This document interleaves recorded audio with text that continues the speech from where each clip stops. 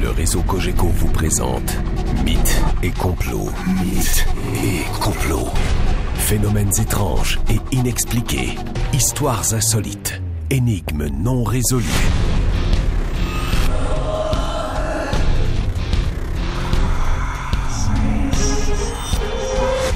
Avec l'enquêteur du paranormal, Christian Page et Jeffrey Soubrani.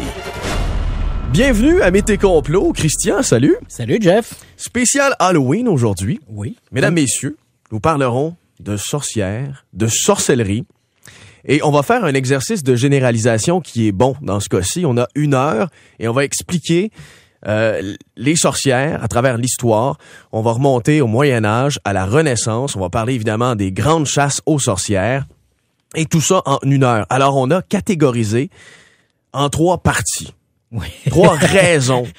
D'ailleurs, avant d'aller plus loin, Jeff, il faut tout de suite s'excuser auprès des historiens qui pourraient nous écouter, parce que pour pouvoir tout placer en 1 heure... On va sauter une couple d'années. On va sauter une couple d'années, on va faire des raccourcis. On va faire des raccourcis épouvantables, mais ça va quand même nous donner une bonne idée de comment tout ça s'est articulé. Parce que c'est vrai que la sorcière demeure le personnage le plus emblématique de l'Halloween. Oui. Donc, c'est intéressant de voir d'où ça nous vient, cette image populaire qu'on a de la sorcière, parce qu'on va voir qu'à travers le temps, la sorcière n'a pas toujours eu le même aspect. Et elle n'a pas toujours eu le même aspect, et elle n'a pas toujours eu non plus le même rôle dans la société dans laquelle elle se trouve. La même perception. Voilà, la perception pouvait changer d'une époque à une autre. Alors, croyez-vous à la sorcellerie? Parce que ça aussi, c'est un terme qui existe. Il y a des gens encore qui pratiquent la sorcellerie, la magie noire, la magie blanche. 514-790-9850, 1-866-790-9850, mythe au pluriel à cogecomedia.com. Croyez-vous à la sorcellerie? On va vous parler aussi, mesdames, messieurs, en 2e bloc de cette émission. Puis on peut aussi élargir, hein, croyez-vous à la sorcellerie, mais croyez-vous aussi à la magie, parce que la magie et la sorcellerie, en fait, ce sont presque des synonymes, hein. Selon la culture, la sorcellerie, c'est comme pactiser avec des forces maléfiques, et la magie, c'est de pactiser avec des forces bienfaitrices. Donc, magie et sorcellerie, c'est en fait ce que fait la main gauche et la main droite. Je me rappelle, écoute, qu'une petite anecdote, alors que je me trouvais en Haïti pour faire un reportage sur les zombies, dont on pourra reparler éventuellement. Mais je me rappelle, je parlais avec des gens là-bas impliqués dans la culture vaudou. On le sait, là-bas, on est très superstitieux par rapport à ça. Et dans la culture vaudou, le bon sorcier, c'est le Ougan. Et le mauvais sorcier, celui qui fait la sorcellerie, c'est le Bokor. Et quand je parlais avec des gens, je disais, oui, mais comment vous faites pour différencier le Bokor du Ougan? Et là, on me répondait, ça dépend comment tu le payes. Donc, tu vois, eux utilisaient l'expression, c'est faire de la magie de la main droite ou faire de la magie de la main gauche. C'est l'expression qu'ils utilisaient. L'une main étant celle où on fait de la sorcellerie et de l'autre, celle où on fait de la bonne magie. Alors, donc, en fait, en principe, on peut faire les deux, là. La même personne peut faire le Ougan ou le Bokor. Le Ougan ou le Bokor. Okay. Le Ougan ou le Bokor. Et il faut dire, Jeffrey, que c'est ça. Donc, magie et sorcellerie, en fait, ça se rejoint. C'est simplement que l'une fait appel à des forces maléfiques, généralement avec un objectif négatif. Hein? Sorcellerie, jeter un mauvais sort. Hein? Oui. Donc, c'est un peu cette notion-là. Et la magie, elle, bien sûr, elle est bienfaitrice. Et elle est un peu, on la connaît bien sûr dans la culture populaire, les filtres d'amour, les petites recettes. Tu sais que toi, juste avant d'entrer en ondes, tu mentionnais qu'à une époque, puis ça l'est encore aujourd'hui, mais à une époque, je me rappelle, fin des années 90, début des années 2000, il y avait toutes sortes de petits guides qui étaient publiés, le guide de la magie blanche. Ou des livres complets sur la magie blanche, par exemple, vénérer la lune, mettre une pierre de quartz en dessous de son oreiller pour avoir de la chance, ce genre de truc-là. Quoi faire pour attirer l'être aimé ou convoité. Donc, il y avait toutes sortes de petits rituels. On le fait encore aujourd'hui. Donc, la sorcellerie ou cette magie, l'idée d'intervenir auprès de forces invisibles, c'est quelque chose qui a toujours été le propre de l'humanité. On retrouve ça même dans la préhistoire. Des gens faisaient des rituels, ils avaient des ils avaient des symboles religieux ou des symboles de croyance auxquels pour lesquels ils faisaient des rituels, des dieux de la pluie, des dieux du vent, les dieux de ci ou de ça, et on faisait des rituels dans l'espoir de s'attirer les bienfaits de ces dieux-là. Donc, cette idée d'intervenir quelque part dans l'invisible, ça remonte à la préhistoire. Dans l'Antiquité, on a bien connu, par exemple, les oracles de Delphes. Il y avait les grands prêtres en Égypte qu'on allait consulter. Ces gens-là étaient liés au divin, bien sûr, et ils pouvaient ou bien jeter des mauvais sorts à notre ennemi ou guider nos armées vers la victoire. Donc, c'était cette relation qu'ils avaient.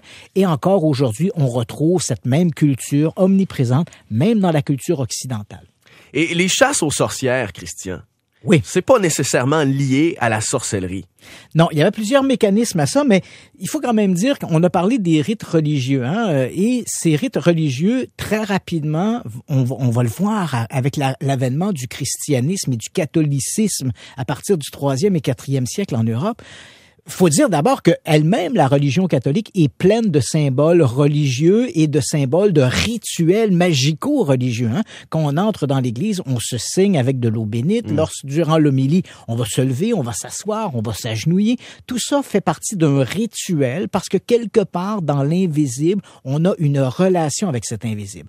Donc, et c'est vrai encore aujourd'hui, tu peux prendre aussi des artistes. La superstition est une forme de magie. L'artiste, par exemple, qui va faire un geste quelconque, avant d'entrer sur scène. Toujours le même. C'est toujours le même. Et cette idée, bien sûr, c'est que quelque part, il a ce lien avec l'invisible et on veut essayer de le mettre de notre côté. Donc, mais la superstition, avec le temps, s'est estompée. Elle n'est plus ce qu'elle était au Moyen Âge, par exemple, au Haut Moyen Âge, deuxième partie du Moyen Âge, alors qu'il y a eu une désorganisation, une exode vers les milieux ruraux. Ce qu'on a vu apparaître quand même, on a vu apparaître à partir de ce moment-là des langues qu'on utilise encore aujourd'hui. Alors, il n'y a pas que du mauvais, mais il y avait une barbarie et beaucoup de superstitions. Et c'est ce qui a été dénoncé, Christian, dans les Lumières par Voltaire, notamment.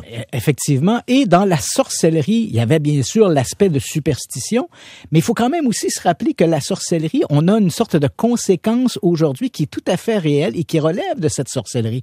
À l'époque, au Moyen Âge et dans la Renaissance, des gens, des groupes que l'on accusait d'être des sorciers ou des sorcières, ces gens-là avaient une espèce de connaissance empirique, par exemple, des plantes, de l'utilisation de concoctions ou de filtres quelconques. Et ces gens-là, bien sûr, on les accusait de sorcellerie.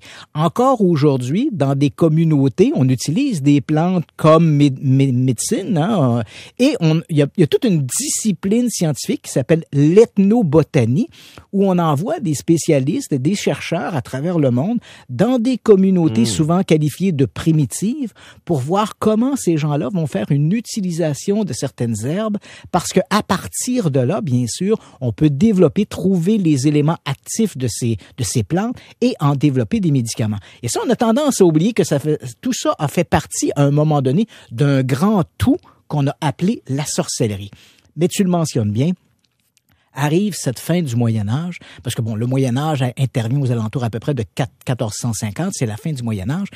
La sorcellerie avant ça, donc depuis le 3e siècle, la sorcellerie, donc pactisée avec les forces des ténèbres, était plutôt mal vue à l'Église. Donc, c'est sûr que durant le Moyen Âge, il y a eu quelques procès pour sorcellerie et on a exécuté, bien sûr, des sorciers et des sorcières. Mais l'Église en tant que telle ne s'était pas vraiment institutionnalisée en disant voici, on va se prononcer contre les sorciers ou les sorcières ou contre la sorcellerie. On disait que c'était plutôt mal vu de faire ça, mais on n'avait pas encore criminalisé la sorcellerie. D'ailleurs, il y a un exemple parfait de cette histoire-là que je pourrais te citer en quelques lignes parce que on pourrait faire une émission là-dessus complète, mais c'est le procès de Gilles de Rais. Gilles de Rais est un personnage infâme qui apparaît à la fin du Moyen Âge. Et il a été le compagnon de Jeanne d'Arc, il a été le maréchal de France, il a été un des maréchaux de France. Et en 1440, il va subir son procès, un procès pour meurtre d'enfants. On lui attribue quelques centaines de morts d'enfants qu'il aurait assassinés dans des conditions tout à fait épouvantables. Et il s'adonnait également à la sorcellerie. Il avait autour de lui des sorciers. Il avait fait construire des espèces de chambres d'alchimie. Et au moment de son procès, et tu vas voir comment c'est amusant. Amusant, on s'entend entre guillemets. Gilles de Rais est amené devant ses juges, on est en 1440, et là, on lui reproche ses crimes contre les enfants. Alors, Gilles nie catégoriquement avoir participé à ces crimes. Alors, à l'époque, les tribunaux étaient divisés. Il y avait des tribunaux ecclésiastiques et des tribunaux laïques. Gilles s'était également mis à dos l'Église parce qu'il s'en était pris un prêtre durant un homélie, puis ça, bon, c'était mal vu. Donc, comme il refuse de reconnaître ses crimes contre les enfants, on envoie Gilles devant le procès ecclésiastique et devant les ecclésiastes. Donc, menace d'excommunication. Voilà. Il est plus que menacé. On impose l'excommunication. Gilles, l'excommunication, pour les gens qui nous écoutent, c'est le fait de mourir et d'aller en enfer. Il n'y a aucune possibilité d'aller au paradis. Gilles craint tellement cette idée-là d'aller brûler dans les flammes de l'enfer qu'il demande à ses juges de lever cette sanction d'excommunication et il retourne au procès civil. Il admet ses crimes, même s'il sait qu'il va être pendu. Donc, en 1440,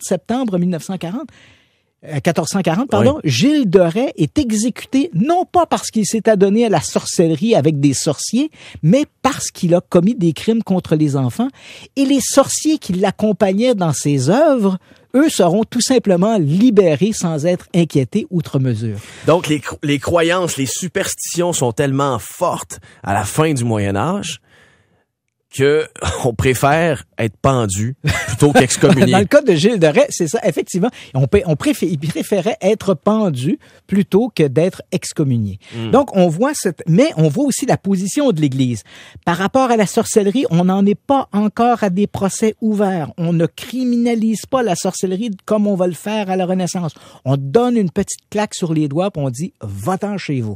Et c'est exactement ce qui se passe dans le procès de Gilles de Rais. Mais tout ça tire à sa fin. Arrive 1453 à peu près, c'est la fin de la guerre de 100 ans. Un an avant la prise de Constantinople. Voilà, 1 an avant la prise de Constantinople. D'ailleurs, ce sont les deux événements charnières qui marquent la fin du Moyen Âge et le début de la Renaissance. La chute de Constantinople aux mains des musulmans, des Turcs ottomans en fait, oui. Et la fin de la guerre de 100 ans. Donc, la guerre de 100 ans, il faut le dire, a duré 116 ans. Elle a commencé en 1337, se termine en 1453. Donc, une guerre de 116 ans. Il faut quand même mentionner pour les gens qui nous écoutent, parce qu'on va revenir sur cette guerre de 100 ans parce qu'elle est un moment charnière dans notre histoire de sorcière. Ce n'est pas une guerre où les gens se battent pendant 100 ans. Faut savoir que l'Angleterre revendique la couronne de France. Le roi de France, lui, se trouve dans le sud du pays et c'est surtout la partie des terres au nord de la Loire que les Britanniques, que les Anglais veulent. Donc, ces combats, ce chamaillage entre l'Angleterre et la France qui va durer, comme je l'ai mentionné, 116 ans. Et c'est des petits combats à gauche et à droite qui vont intervenir. Et tout ça va se perdurer pendant plus d'1 siècle. C'est durant cette guerre de 100 ans que vont apparaître les premières bases de ce qui va devenir éventuellement les grandes chasses aux sorcières. Parfait. Et après la pause, on va revenir là-dessus. Est-ce que vous croyez à la sorcellerie, mesdames, messieurs, à la magie, noire, blanche, peu importe la forme? 514-790-9850, 1-866-790-9850. On revient sur la naissance des chasses aux sorcières tout de suite après la pause à Mythes et Complots. Réseau Cogeco, vous écoutez Mythes et Complots avec l'enquêteur du paranormal, Christian Page et Jeffrey Soubrani. Alors, 14h22, on était dans le Moyen-Âge avant la pause et il faut revenir justement au 13e siècle, début de la guerre de 100 ans, pour voir apparaître l'Inquisition qui, là, c'est le début avec l'Inquisition, des grandes chasses aux sorcières. Ouais, en fait, ça va être le moteur, parce que faut comprendre, je t'ai mentionné juste avant la pause, l'histoire du procès de Gilles de Rais. Il est condamné pour des crimes contre les enfants, mais il n'est pas condamné parce qu'il s'adonne à la sorcellerie, et les sorciers qui l'accompagnent ne le sont pas non plus. Ils sont pas inquiétés, ils sont libérés, et on est quand même en 1440. Et là, va arriver, en fait, il y a un événement qui va changer toute la donne. On est en 1484. Et là, le pape Innocent VIII émet une bulle, donc une communication du Vatican, et là, il dit là-dedans, il dit dit, parce qu'il faut savoir qu'à ce moment-là, il y a une sorte de mixage entre le pouvoir. Mais là, tu me parles de 1484 au 13e siècle, il y a quelque chose aussi. Mais tu vas, oui, parce que on va être obligé de faire un retour en arrière à cause de ça. Donc, on a parlé du procès de Gilles, tout ça, et les sorciers sont pas vraiment inquiétés. Et puis arrive cette bulle en 1484 de Innocent VIII qui dit, il faudrait être plus vigilant envers les crimes de sorcellerie. Donc, il le mentionne ouvertement dans une communication. Là, il pointe du doigt la sorcellerie.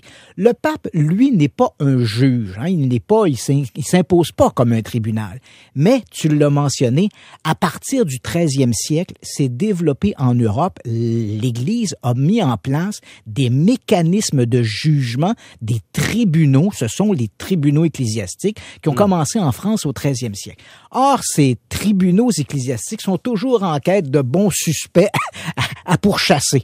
Et là, comme le pape émet dans cette bulle en 1484, il dit « faudrait être plus vigilant envers ceux qui s'adonnent à la sorcellerie ». Alors, les tribunaux ecclésiastiques se disent « tiens, voilà sur notre liste de nouvelles personnes à pourchasser, les sorciers et sorcières ». Alors, les tribunaux ecclésiastiques vont faire leur travail. On va commencer à poursuivre ces sorciers et sorcières. Et 2 ans après la bulle du pape, donc en 1486, 2 inquisiteurs, Henri Institoris et Jacques Sprenger. En fait, Sprenger, son nom apparaît à sa couverture parce qu'il a écrit quelques ouvrages religieux, il est connu, mais l'ouvrage est surtout d'Henri Institoris. Okay. Et Henri Institoris, lui et Sprenger publient cet ouvrage qui est un ouvrage marquant. En fait, c'est la pierre angulaire de toutes les chasses aux sorcières. Il publie un ouvrage qui s'appelle le Malleus Maleficarum. On le trouve encore aujourd'hui disponible en librairie sous le titre en français « Le marteau des sorcières ». D'ailleurs, l'extrait que tu me lisais en réunion préparatoire tantôt, ce serait très intéressant. Donc l'ouvrage, et l'ouvrage que j'ai en fait, c'est cet ouvrage de 1486 qui va devenir le livre de chevet de tout bon inquisiteur. Le livre est écrit en 2 parties, c'est un pavé, faut pas se le cacher. La première partie nous parle des croyances de ce temps-là et la deuxième partie, très importante, elle nous dit que font les sorciers et sorcières, comment les reconnaître et comment les pourchasser. Et on décrit la femme. Ah, écoute, la femme, c'est très péjoratif. Ah, effectivement. La femme. Pas très gentil, là. La femme est à l'aube de tous les malheurs de l'humanité. Alors, on nous dit, par exemple, à propos de la femme, on dit « De la malice des femmes, il y a pire venin que le venin du serpent. Il n'y a pire haine que la haine d'une ennemie d'une femme. J'aimerais mieux habiter avec un lion ou un dragon qu'habiter avec une femme méchante.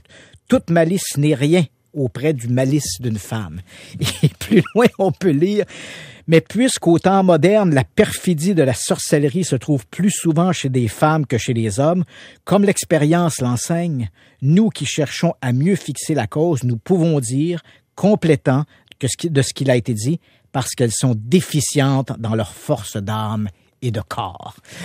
Donc, les femmes sont des êtres naïfs, des êtres perfides.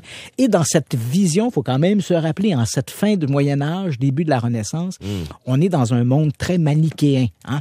Ce qui est bien, c'est Dieu. Ce qui est mal, c'est le diable. Il n'y a pas de juste milieu. Alors, à ce moment-là, on assiste à des famines, on assiste à des maladies, on assiste à des épidémies. Donc, bien sûr, si le mal, il est là, ça ne peut être à cause de la femme. Et en même temps, il y a apparition, à un certain moment donné, de sociétés matriarcales. Oui. Donc là... Et c'est là, et c'est peut-être là, on va en surprendre plusieurs, parce que on est loin de l'idée, là, l'image qu'on a, là, l'image qui nous arrive de cette renaissance, ne nous décrit pas la sorcière avec un nez crochu, avec des verrues, là. C'est pas ça qui se passe. Au sortir de la guerre de 100 ans, peu à peu, alors que les hommes allaient guerroyer à gauche et à droite, les sociétés, les petits villages s'articulaient autour des femmes. Les femmes devenaient celles qui prenaient les décisions. Et généralement, on se réunissait autour d'une femme qui avait un peu les connaissances d'herboristerie, qui était la sage du village, celle qui avait des bonnes vieilles recettes de grand-mère. Donc, on voit un peu apparaître ce premier mouvement féministe qui s'introduit dans des petits villages alors que la guerre de 100 ans se développe sur les fronts. Et évidemment, quand arrive la Renaissance, ce pouvoir féminin qui est en pleine montée, c'est pas quelque chose qui fait l'affaire nécessairement des hommes et de ceux qui dirigent le pays. Donc, les chasses aux sorcières, Christian, on peut dire 3 raisons. D'abord, en réaction au féminisme, du voyeurisme et une raison, bien sûr, religieuse. Bien sûr. Donc, ce qui est vrai dans parce que les chasses aux sorcières, là, elles vont quand même, les chasses aux sorcières de manière marquée, elles vont se produire entre 1550 et 1650. Donc, à peu près pendant un siècle. Et et tu me disais à peu près 140 000, voilà. 200 000. Dans The Da Vinci Code, par exemple, Dan Brown parle de 13 millions de victimes. En réalité, là, on exagère beaucoup. Et quand on parle du Moyen-Âge, souvent, les chiffres sont très exagérés. Donc, pour la chasse aux sorcières, qui se produit dans la première partie de la Renaissance, on parle à peu près pour l'Europe entre 100 et 200 000 victimes. 90% étaient des femmes et principalement, là, on peut dire que si on met un chiffre aux alentours de 140, 150 000, je pense qu'on est probablement dans la bonne fourchette. Et fait particulier aussi, parce que là, Renaissance, on parle de puritanisme, un puritanisme qui s'installe. Et tu me disais, écoutez, les gens faisaient l'amour sans se déshabiller ou carrément. Oui. Et puis, paradoxalement, dans les procès de ces sorcières, entre guillemets, on les déshabillait sur la place publique. Voilà. Donc, la première cause du procès des sorcières, bien sûr, il y a la peur du diable. Elle est bien présente. On craint le diable. Les choses qui se passent sur le terrain, donc ces épidémies, ces sécheresses, ce sont des événements qui sont liés au diable. Et si le diable, il est là, selon les croyances de l'époque, c'est parce qu'on l'a invité. Et qui l'a invité? Forcément, les femmes, les filles d'Ève. On s'adonne à des sabbats, des rituels magico-religieux. On implore le diable. Donc, le diable, on y croit. Et ensuite, le pouvoir en place, le pouvoir masculin, lui, n'aime pas trop ce pouvoir qui est né de cette guerre de 100 ans, où des femmes se sont octroyées des pouvoirs un peu artificiels. Alors, on se dit que quelque part, s'il y a des sorcières, puis ça donne que les sorcières, ce sont des femmes, en même temps, ça sauve le pouvoir masculin. Donc, on va se débarrasser de ce mouvement féministe. Et tu le mentionnes, il y a un autre élément presque pervers. Depuis à peu près 2 siècles, il y a un puritanisme qui s'est développé en Europe et les gens en sont rendus. On ne fait même plus l'amour sous la lumière. Les femmes ne se déshabillent plus. Donc, le corps féminin est devenu une énigme.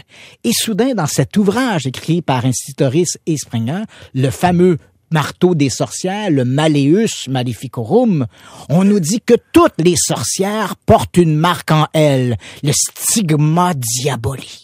Donc, on déshabille la sorcière et là, on le fait sous la lumière. On la regarde sous toutes ses coutures. On essaie de trouver cette marque du diable qui, somme toute, est à peu près rien.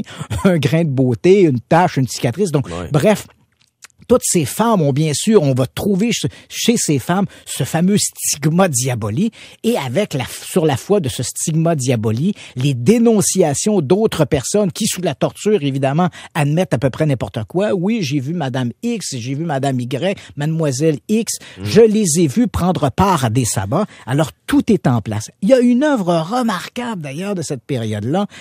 On est ici, on se trouve à peu près là, aux alentours de 1608, 1609. Le roi Henri IV de France va charger un juge magistrat qui s'appelle Pierre de l'Ancre de débarrasser le Labourd, qui est à peu près la région de Bordeaux aujourd'hui en France, et de débarrasser le Labourd de la présence de ces sorciers et sorcières.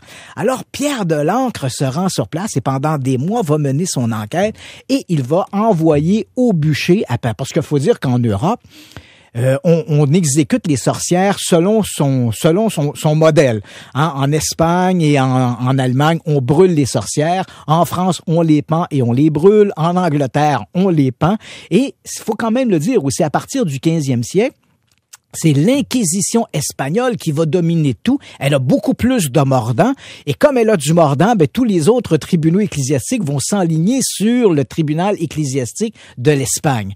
Et là, ce Pierre de l'Ancre, évidemment, débarque au Labourd. Il va exécuter à peu près 80 sorcières. Et ce qui est absolument fascinant, et je l'ai avec moi, je te l'ai amené pour pouvoir te montrer cette œuvre qui est quand même exceptionnelle, datée de 1612, tableau de l'inconsistance des mauvais anges et démons de Pierre de l'Ancre. Et ce qui est fabuleux dans cet ouvrage, écoute, Pierre Delangle nous raconte ses procès de sorcières, ce qui se passe au labour, et il prend de longs passages pour nous décrire comment sont belles les femmes du labour, comment elles sont excitantes. Il les déshabille, il les voit, il les décrit presque avec une certaine sensualité, mais il les envoie ou un voyeurisme pervers. Et il les envoie, bien sûr, à la pendaison malgré tout. Ben oui. Donc, et on voit bien tous ces mécanismes qui se mettent en place et qui vont justifier pendant un siècle et demi, ces chasses aux sorcières. D'une part, la peur du diable. La deuxième, bien sûr, écraser ce mouvement féministe naissant, né après la fameuse guerre de 100 ans. Et ce voyeurisme pervers qui va alimenter les juges et qui va exciter, bien sûr, les tribunaux ecclésiastiques pour éventuellement condamner on l'a mentionné, à peu près 140 000 personnes, 140 000 innocents à des exécutions. Et 90% de ces victimes étaient bien entendu des femmes. Christian, on va revenir dans un instant et on peut pas passer outre cette émission on peut pas en fait oublier de parler des sorcières de Salem. Oui, bien sûr. Après la pause, mesdames, messieurs, les sorcières de Salem.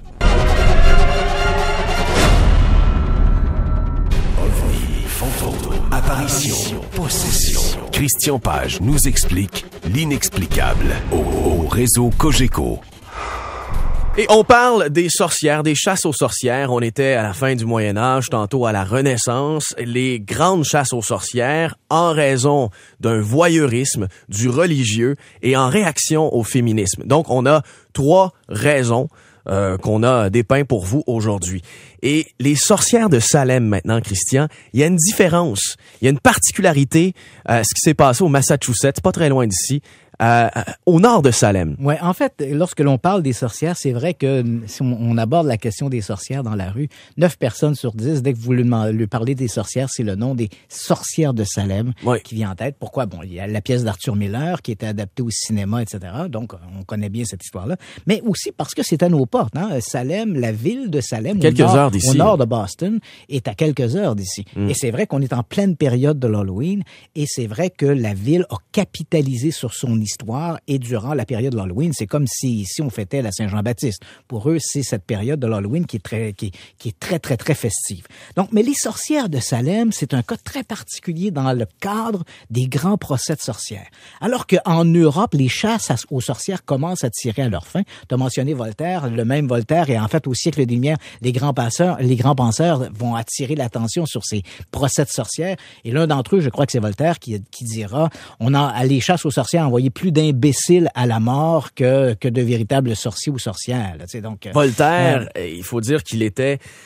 il dénonçait les superstitions et les croyances de toutes sortes. Alors que s'achèvent un peu ces grandes chasses aux sorcières en Europe, comme je l'ai mentionné, à peu près 150 000 victimes, 90% des femmes, va se développer à l'hiver 1691 et 1692 à Salem. Mais là, faut s'entendre, parce qu'on entend toutes sortes de choses à propos de Salem.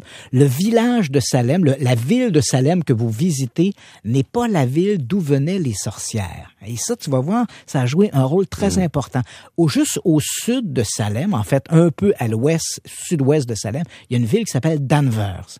Et c'est à Danvers que se trouvaient les sorcières. Ah, j'ai dit au nord tantôt, donc au sud-ouest. Ouais, au sud-ouest, ouais, un peu. Donc, au sud-ouest de Salem, il y a la ville de Danvers. Et à Danvers, durant l'été de 1691-1692, il y a des enfants, principalement des adolescentes. On retrouve parmi elles Elizabeth Parris, qui est la fille du révérend Parris, et une autre fille qui s'appelle Abigail Williams, qui est la nièce du révérend Parris. Et ces adolescentes vont commencer à avoir des comportements étranges et elles vont accuser de s'être fait jeter un sort.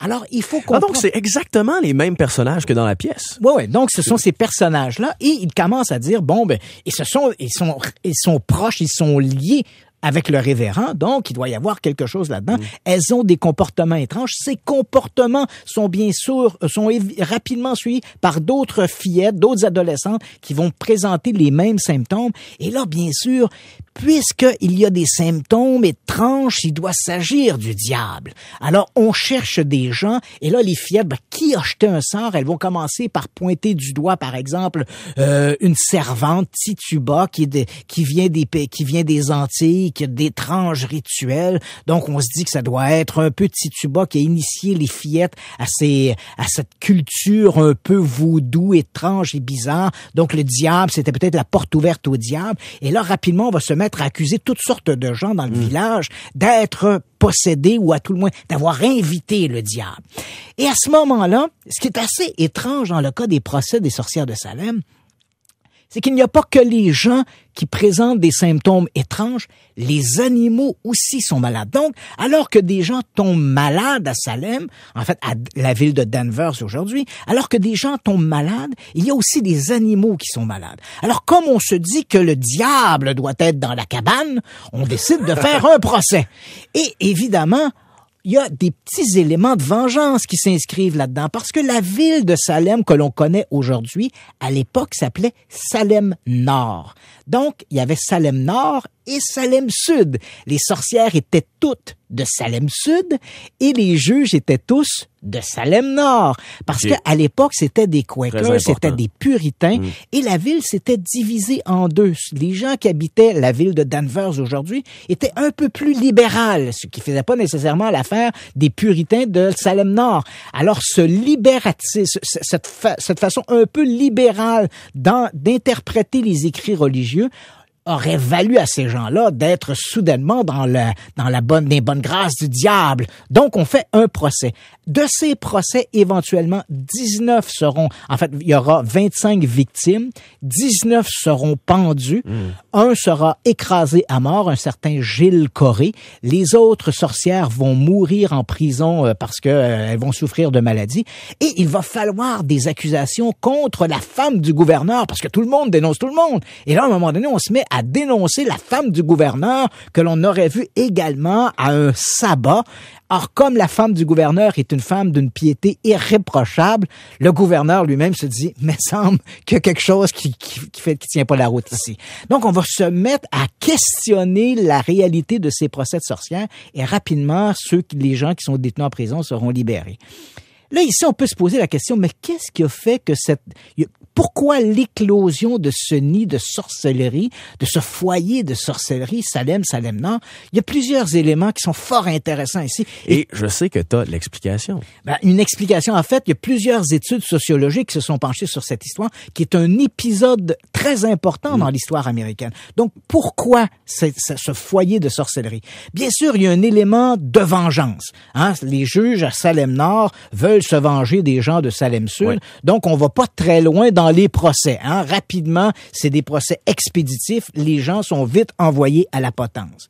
Mais il y a un deuxième élément qui est fort intéressant. Bien sûr, on a peur du diable. Il y a des choses qui se passent, on a peur du diable, donc le diable doit être là. Très superstitieux, donc, les croyances, etc. Mais l'élément qui différencie les procès des sorcières de Salem à d'autres procès en Europe, c'est le fait qu'il y a de véritables symptômes. On a les comptes rendus des procès. Les gens étaient vraiment malades. Les animaux étaient vraiment malades. Même si on accusait le diable, les symptômes étaient bien réels. Comme un empoisonnement alimentaire. Voilà, on peut se dire, ces gens-là peut-être somatisaient certains problèmes, somatisaient l'idée d'être possédés par le démon, mais les sociologues et les historiens ont des doutes. Et qu'est-ce qu'il y avait de commun aux hommes et aux animaux? Le seigle. Les gens de Salem-Nord et les gens de Salem-Sud utilisaient du seigle. C'était un endroit très marécageux et on utilisait du seigle et dans ces environnements très marécageux, le seigle rapidement devient parasité, si je peux dire, par un champignon qui s'appelle l'ergot de seigle. Et ce qu'il y a de particulier avec l'ergot de seigle, s'il est consommé, il va entraîner chez la personne qui l'ingère des symptômes assez semblables parce que les éléments actifs de l'ergot de seigle sont semblables au LSD.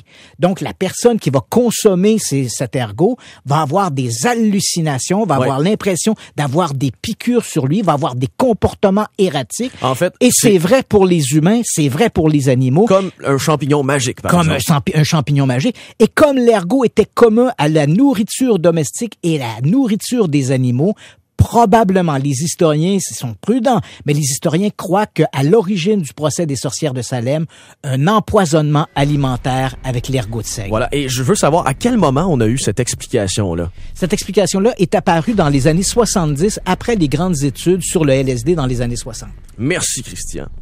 Et on revient dans moins de 3 minutes sur le réseau Cogeco. Vous écoutez Mythes et Complots.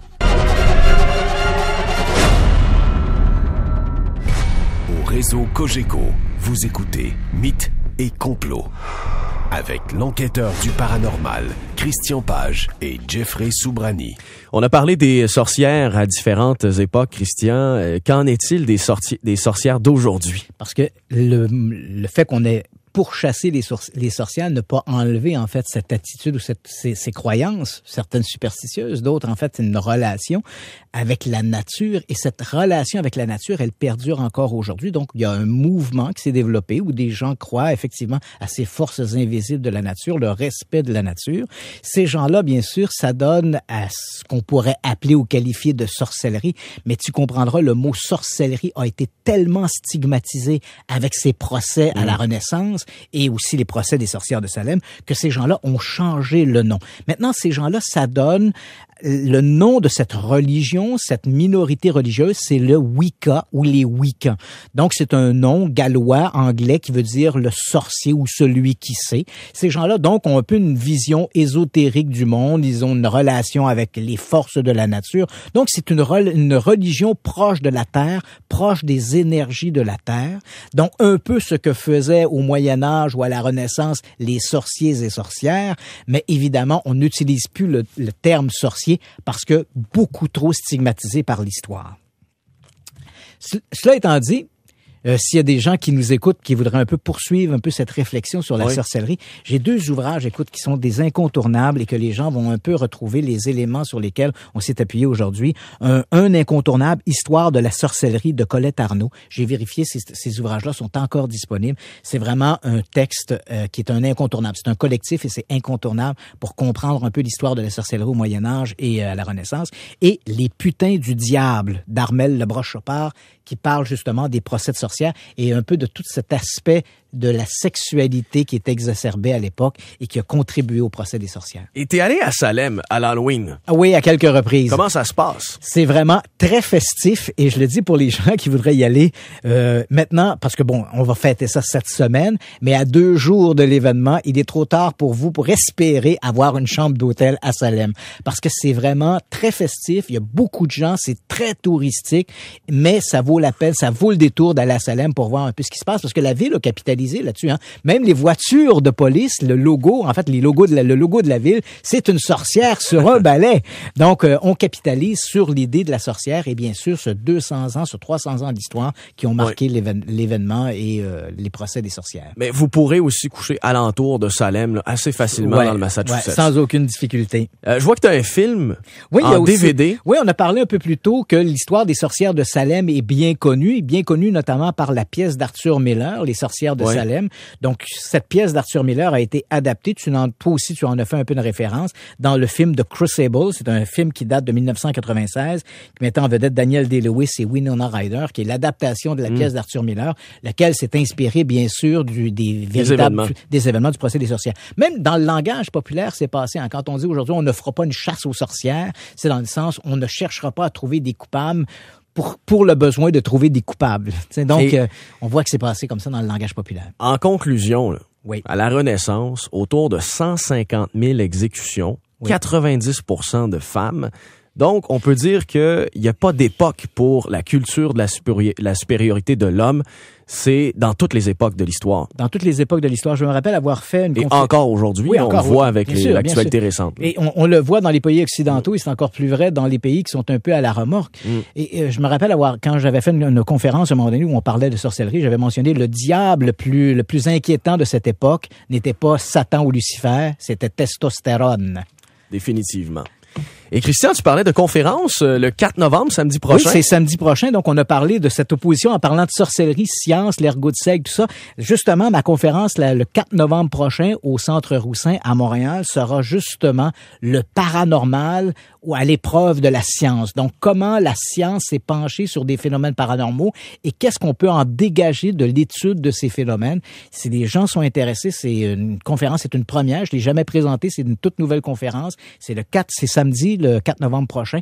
Toutes les informations sont sur mon site web, le www.christianpage.ca. Oui, et tu me parlais justement, juste pour terminer là-dessus, la science et la sorcellerie. Revenons un peu sur les ethnobotanistes. Les ethnobotanistes? Oui, les ethnobotanistes. Oui. Ben parce que quand on parle de la sorcellerie, on a souvent l'impression que c'est quelque chose de tout à fait dépassé. Mais en réalité, il ne faut jamais oublier qu'au cœur de cette histoire de sorcellerie, il y avait des gens qui connaissaient des choses. Il y avait un savoir empirique. Et je l'ai mentionné, durant la guerre de 100 ans, on se réunissait dans les villages, par exemple, autour de la sage du village, celle qui connaissait les bons remèdes de grand-mère. Mais on oublie que ces bons remèdes de grand-mère ont donné naissance à travers une ethnobotanie. Oui. Donc, l'étude pharmacologique de l'utilisation de ces plantes ont donné naissance à des médicaments qu'on utilise encore aujourd'hui pour le bienfait de l'humanité. Parfait. Merci, Christian. Ça m'a fait plaisir. Très intéressant, cette émission sur la sorcellerie, les chasses aux sorcières. On va vous donner rendez-vous pour la semaine prochaine. Un autre sujet très intéressant en lien avec l'Halloween.